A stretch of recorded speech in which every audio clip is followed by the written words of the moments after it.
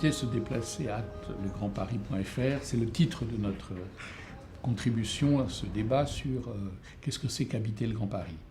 C'est l'idée qu'il n'est pas question de penser habiter sans savoir comment on rentre, comment on sort de ces quartiers d'habitation, comment on dessert les zones les plus exclues, que ce soit les grands ensembles, que ce soit l'habitat des maisons individuelles. Tout ça, c'est essentiel que la question du déplacement soit totalement associée à la question de l'habiter. On a besoin de se déplacer pour aller travailler, on a besoin de se déplacer pour aller voir ses amis, sa famille, pour aller voir des spectacles. Et l'exclusion sociale par la difficulté à se déplacer, ça condamne la qualité de l'habiter. Il y a 4 grands territoires. Il y a le nord, ce qu'on appellerait la plaine de France. Il y a le territoire entre les deux fleuves, que sont entre la Seine et la Marne, qui est donc l'Est, le Sud-Est.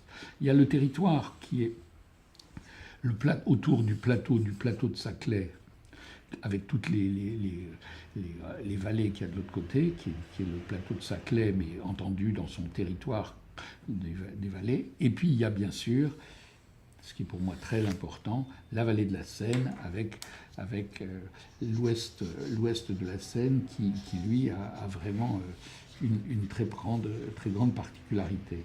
Et donc ces quatre points cardinaux viennent tous manger un peu du Paris historique. Une métropole, ça n'a pas de limite. C'est-à-dire que c'est un problème philosophique, c'est qu'est-ce que c'est qu'une forme qui n'a pas de limite ? Ça n'existe pas une forme qui n'a pas de limite.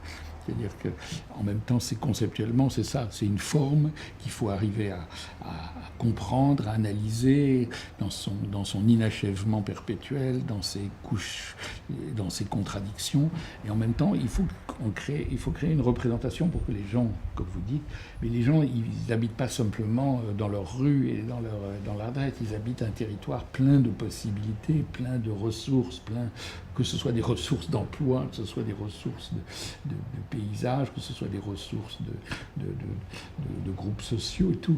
Et donc, comment est-ce que les gens peuvent s'approprier ce territoire ? Parce que sinon, on se vit mal dans un territoire dont on ne connaît pas les limites et dont on ne connaît pas la consistance.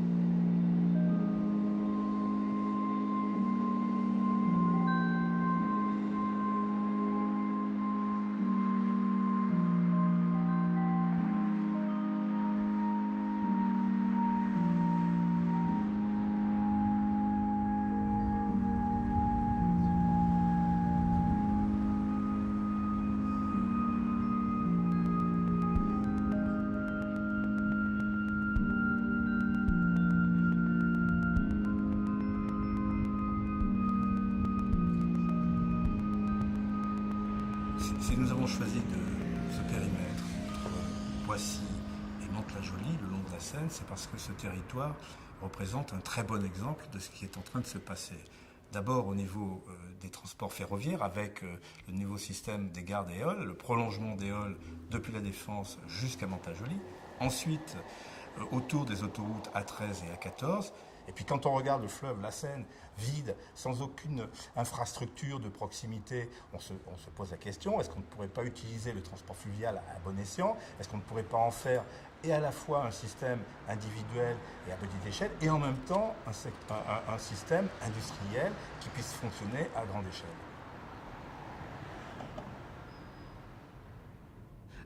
En France, il y a une partie importante de la population qu'on évalue à plus de 20%, qui fait partie de ce qu'on appelle les classes moyennes, c'est-à-dire des gens qui ne sont pas dans la pauvreté, qui ne sont pas non plus des gens très riches, mais qui ont une particularité, c'est qu'ils vivent dans un habitat qui est assez dispersé, qui est déficient en matière d'offres de transport public et qui du coup sont tributaires de la voiture pour tous leurs déplacements, pour tout leur fonctionnement économique et social.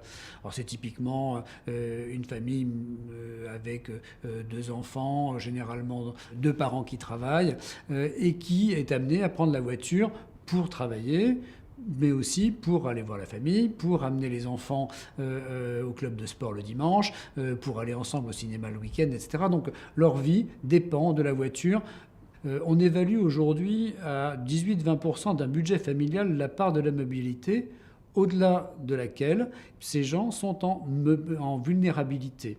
C'est-à-dire qu'au-delà de ce seuil-là, ces familles-là seront amenées à faire des choix et à renoncer à une partie de leur activité. Donc tout notre travail avec Antoine et les autres membres de l'équipe, c'est d'essayer de voir comment on pourrait corriger cette difficulté, parce qu'il ne s'agit pas de diaboliser les gens qui habitent dans les pavillons, qui habitent loin des gares, et il ne s'agit pas d'interdire la voiture. Donc ça peut être que par un mouvement incitatif et d'amélioration, d'adaptation des transports. Donc c'est une carte qui montre où vont travailler tous les jours les habitants des Mureaux. On voit d'ailleurs qu'ils suivent assez fidèlement la vallée de la Seine. Et les principaux lieux d'emploi, c'est bien sûr les communes proches, mais c'est surtout Paris, le pôle de la Défense, Saint-Germain, Poissy. Pour les autres raisons de déplacement, évidemment, ces axes qui vont de Paris vers l'extérieur sont beaucoup moins bien adaptés, puisque les moyens de transport ont d'abord été pensés et construits pour faciliter tous les jours l'accès au travail depuis les communes de banlieue.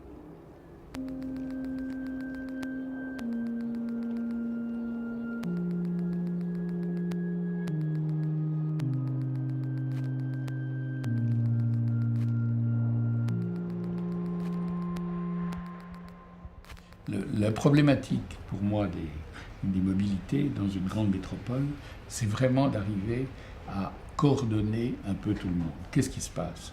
Vous avez la SNCF, vous avez le RFF qui s'occupe de la gestion, vous avez des chemins de fer, vous avez la RATP, vous avez les bus privés, vous avez les systèmes de taxis collectifs, vous avez toute une série d'autorités qui chacune gère un morceau de la mobilité. Or, le grand problème, c'est d'arriver à avoir une autorité qui sache articuler les choses.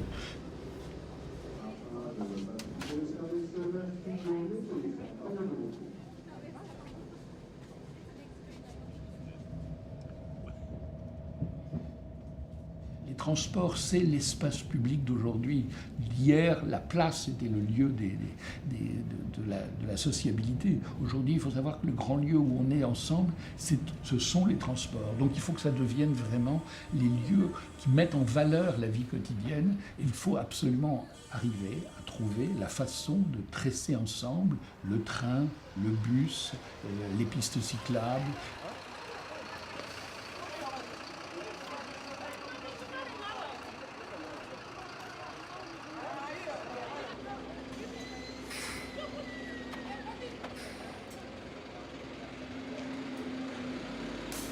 Il faut se rendre compte que les technologies permettent des choses qui n'étaient pas possibles il y a encore quelques années. Et il faut se rendre compte que la gestion du temps et la gestion des déplacements, avec le mobile que l'on a chacun dans sa poche, a complètement été bouleversée. Et donc, quand on parle de mobilité, quand on parle de déplacement, il ne faut pas oublier tout ce qui est innovation.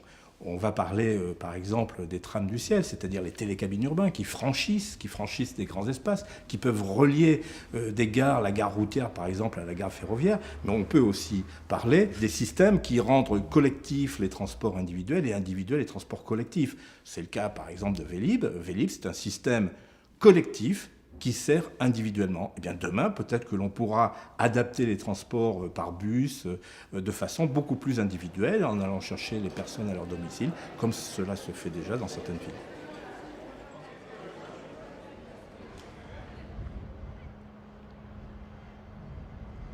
Une gare, on a l'image de la gare traditionnelle. Aujourd'hui, la gare, c'est une pensée de l'articulation entre tous les systèmes de mobilité, que ce soit les voitures, les bus, les cyclistes. Tout cela doit fonctionner d'une façon extrêmement efficace et en même temps organiser le rabattement des gens à partir de réseaux dans l'ensemble des territoires. La gare, c'est la station-service de la vie quotidienne.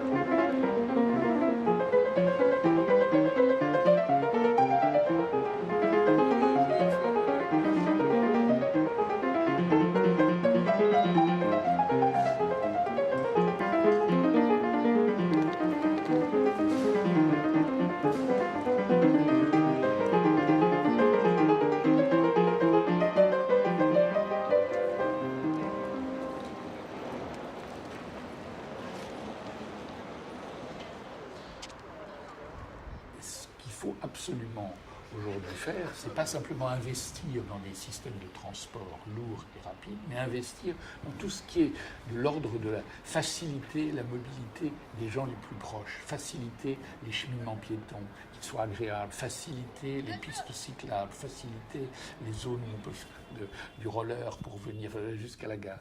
Et que véritablement, dans un rayon de 800, 900 mètres, on ait une facilité d'accès à la gare.